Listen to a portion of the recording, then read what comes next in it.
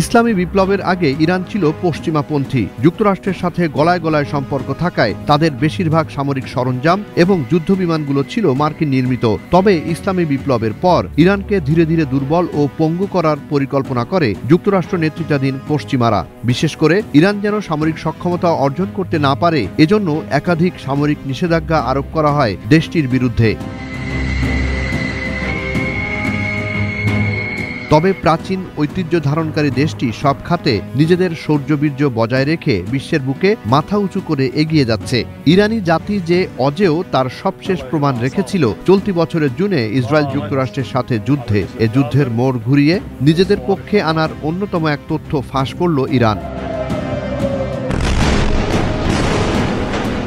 সারা পৃথিবী জানে fighter jet বহরে ইরান বেশ দুর্বল। নতুন প্রজন্মের কোনো ফাইটার জেট বা যুদ্ধবিমান নেই ইরানের। এর একমাত্র কারণ একের পর এক সামরিক নিষেধাজ্ঞা, অর্থাৎ ইরান কারো কাছ থেকে কোনো সামরিক সরঞ্জাম বা যুদ্ধবিমান কিনতে পারবে না। এটি অমান্য করে কোনো দেশ ইরানের কাছে অস্ত্র বিক্রি করলে তাকেও পড়তে হবে নিষেধাজ্ঞার আওতায়। তাই সামরিক খাতে ইরান মনোযোগ দেয় নিজস্ব প্রযুক্তি ব্যবহারে। স্বল্প, মাঝারি ও দীর্ঘপাল্লার ড্রোন মিসাইলে ইরান হয়ে ওঠে স্বাবলম্বী। আর ইসলামী বিপ্লবের আগে নির্মিত ৮০ দশকের বিমানগুলো সচল ও মডিফাই করে দেশটি। সব ধারণা পাল্টে দিয়ে এ বিমানগুলো দিয়ে ইসরায়েলি আক্রমণ প্রতিহত করে ইরান।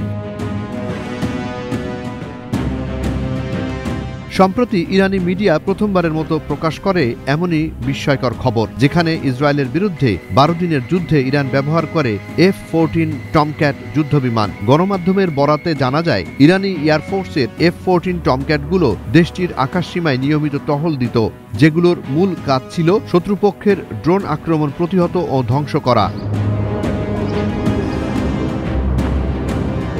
জানা যায়, যুদ্ধের ৭ম দিনে ইরানি বিমান বাহিনীর একটি টমক্যাট যুদ্ধবিমান তেহরান ও কারাজের উপরে মোট ৮টি ইসরায়েলি ড্রোন ভূপাতিত করে। যুদ্ধের ১০ম দিনে একটি ইরানি F-14 দেশটির উত্তর পশ্চিম আকাশে ইসরায়েলি F-15 এর সাথে যুদ্ধে লিপ্ত হয়। ফলে ইসরায়েলি F-15 যুদ্ধবিমানটি ইরাকি আকাশসীমায় পালিয়ে যেতে বাধ্য হয়।